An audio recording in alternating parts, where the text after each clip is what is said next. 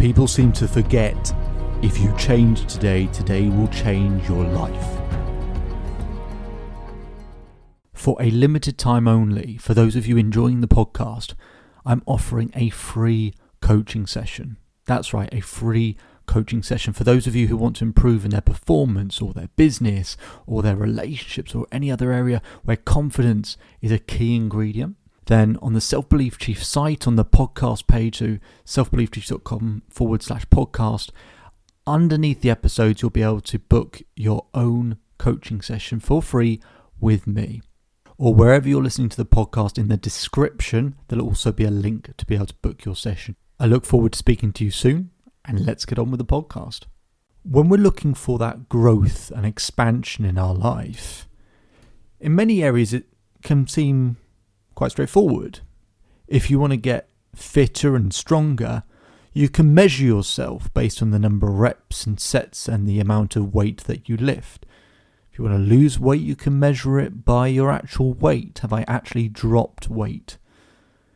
From a diet point, you can measure weight as well. From a career point of view, you can measure things based on feedback or promotions or financial gain. In lots of areas of life, there are ways to measure that progress and therefore get a boost with that progress and understand that you're moving in the right direction. When it comes to our mind and our mindset and our mental strength, there are very few ideas that people have. And that's why they don't know or don't recognize whether they are actually getting mentally stronger. But we all want to get mentally stronger, for sure, don't we? That we can handle the ups and downs of life, that we can actually move forward, that we can actually take things on, that we can break our patterns, that we don't dwell on things, that things don't have to ruin the rest of the day, week, year.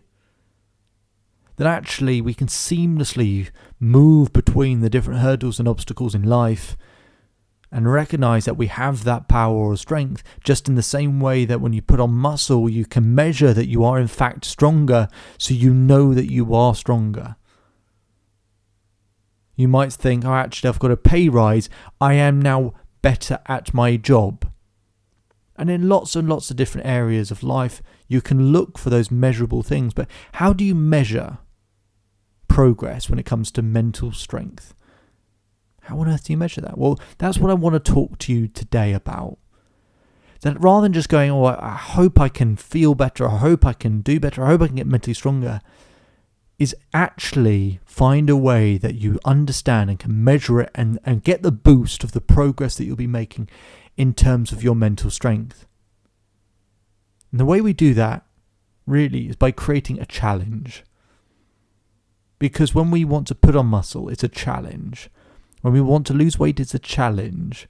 When we want to progress in our career, it's a challenge. We don't have to frame it as challenging. We frame it as a challenge. When it's a challenge, it's a game. It's a game to win. And we can get motivated and inspired by the end result we want. And we take on the challenge. Some challenges in life we choose and some aren't. But when you choose a challenge in your life, you get excited, you get inspired, you go, yeah, come on, let's do this. We're coming up to that time of year where lots of people will be thinking of New Year's resolutions. In other words, new challenges. Now, I have to say, I hate New Year's resolutions because I always think, why don't you just do it now? Why does it have to be a New Year's resolution where on the first day of the year, which also basically sets you up to fail because then you've got Blue Monday and everything associated around it, and you're doing a challenge whilst everyone else is doing challenges who are going to fail at roughly the same point, where it's just going to drag you down as well. Do a challenge in your own time. So how do we challenge mental strength? I teach my clients lots of different strategies for managing their mindset, for managing their mental state. And in this podcast, you'll have heard lots and lots of examples as well. But all of those strategies to actually improve our mental performance, our physical performance, to be able to cope with the demands of the day, how do we use them to actually measure, are we moving in the right direction? Because You might go, yes, I can handle a moment better, but actually, is there a sense of momentum with it? Well, to change a pattern in life, to turn it into a habit, to take a commitment and turn it into a habit takes about 7 to 10 days.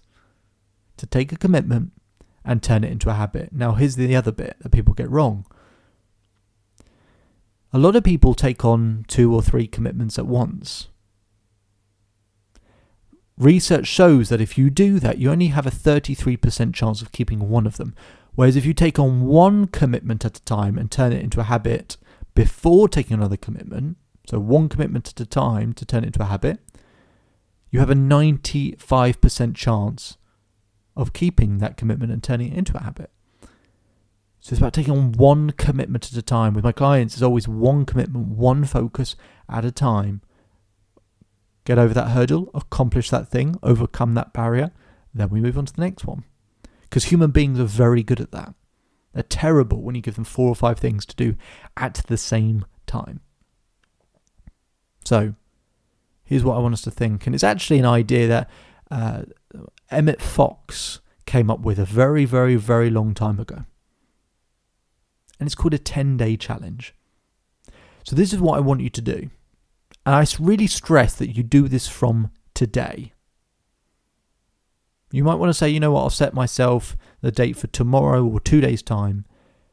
But really, if you're serious about what I'm about to say, set it for today.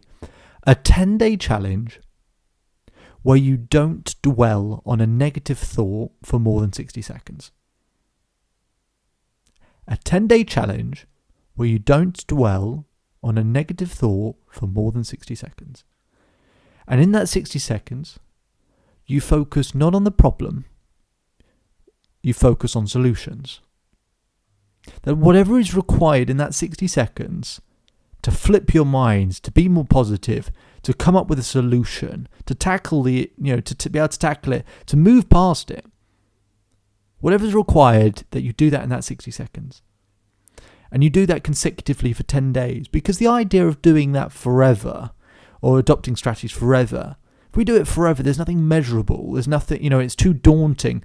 And it might cross your threshold of belief where you go, well, actually, that's impossible. And it's impossible to be up all of the time.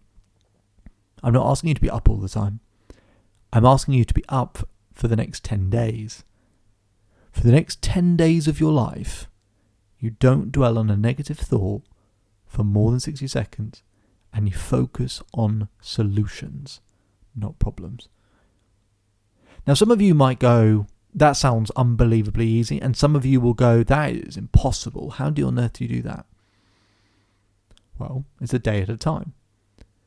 But can you actually do that? Can you actually make it 10 days without having or dwelling on a negative thought? That immediately you can think of solutions. And you do that by asking yourselves better questions in those 60 seconds. So something, you have a thought, something happens, you go, what can I learn from this? How can I grow from this? How will this help me succeed? You ask yourself better questions. The art of mastering anything, the first 2 steps is 1, the state you're in, and 2, the questions we ask ourselves. Try to improve that state by immediately not dwelling on the thought, by, actively moving, thinking differently, to use the strategies in this podcast and shared elsewhere, to use those strategies to manage your thoughts, whether it's things to do with breathing or colour patterns or pain cycles or pattern breaks, all things that I've talked about in different episodes, any of those things or anything else, to use those things to empower yourself to break through those barriers and limiting beliefs in the moment so that you don't dwell on them. If you fail to not dwell on a thought for 60 seconds, that's okay, but you need to start back to day 1. Okay, so you get to day 3 and you find yourself, I've dwelled too long on a negative thought, go back to day 1. Start from day 1. Can you make it 10 consecutive days without dwelling on a negative thought? Now here's what happens. You'll do it for the 10 days and it's a way to measure your mental strength and capacity, and you might fail the first 1 or 2 times, and then you get it. What happens is when you get to 5, 6, 7, day 8, day 9, the confidence it will build to go, oh, I can really take care of my thoughts and emotions here. I can really manage this. I'm actually a lot stronger mentally than I thought I was. Now, at the end of day 10, by all means, if you want to go back to the old ways, feel free to. I won't stop you. But if you do it for 10 consecutive days, I think you might find it too addictive to give up. That actually you will notice a change in your life. That you'll realise that in life, it's not about the problems. It's about how long we dwell on them. How often we experience them. How much time we spend worrying. Because we worry because we think if we worry and spend more time worrying, it'll get us to take action. But actually that's not true, is it? When we worry, it often cripples us. It makes us go into a safety mode. It makes us not take action, actually. So the reason why you're worrying doesn't actually serve you for the thing you want to do, which is to take action, to change your life. So instead of worrying, it's not ignoring it, it's focusing on solutions. That you get as quickly as possible to think of what can I learn, what can I grow, how can I succeed, what is the solution to this? And we deal with it there and then. And any time a thought comes up, we get better and better and better at dealing with it straight away. I'm not saying ignore your thoughts at all. I'm saying find solutions. Because that's what you really want, is solutions. And then you can leave it to one side. I know you're tired of being strong, and maybe this year's been a very difficult year. I know you're tired of being strong. But you still are. I also really believe that, like I have experienced with a lot of people, you have no idea how mentally strong you really are. And to prove this, I want you to think of the day-to-day things that we struggle to deal with. And we focus on those things because it stops us focusing on the things that we really do worry about, the things we really do fear. But what I find with human beings is when we do have those moments, the really, really tough moments, not the day-to-day problems, the really, really tough moments, human beings tend to deliver. They find something in themselves. They find something to help other people. They find something to push through those barriers. It might still be painful. It might still be difficult. You might be upset. You might be angry. But you still find a way. Human beings are good at that because it's a sole focus. That thing then is all of their focus, and we find a way. When our back's up against the wall, I think human beings are very good. It's the day-to-day shit that really doesn't matter, that we struggle with. You'll have had moments in your life where the chips were really down, and you got through it. You overcame it. You beat it. That's how mentally strong you really are. All I'm saying now is for the day-to-day experience is that we take conscious control of it. That we decide to nip those thoughts in the bud, to actually overcome it, to actually find solutions for 10 consecutive days, and then after that you can do whatever you want to. Just 10 days to test yourself in a way that you've never tested yourself before, but to feel the inspiration and the shift and the change when you get through to day 3, 4, 5, 6, and notice the difference and the change in the way that you're thinking, and that when you're not dwelling on problems all the time, how much better life looks. I used a saying a long time ago. I hold on to it because through the tough moments, it's a good reminder for me.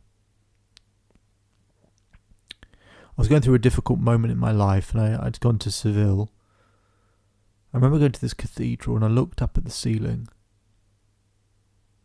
And as much pain as I'd been in, I looked up at that beautiful ceiling and it made me realise something. Whatever you're going through in life, there's still beauty somewhere in the world. Find it. Find it. Whatever you're going through, there's beauty somewhere in the world. It is our job to find it. And it's our job to find it in as many moments as possible. It takes time to train to be able to do that. And we'll go through things in life which are just so difficult. I don't want to be idealistic either. I'm just saying for the next 10 days that you do find beauty in the moments by looking for solutions, asking yourself better questions and getting better answers. Notice how your life changes. The thing is, if you manage to do those 10 days, you might find that it's not 10 days of your life that has changed, it's 10 days that has changed your life. I think this challenge is absolutely worth it. My name is David Holman. If you change today, today will change your life. So enjoy the rest of your day. Enjoy the rest of your life. And I'll speak to you on the next episode.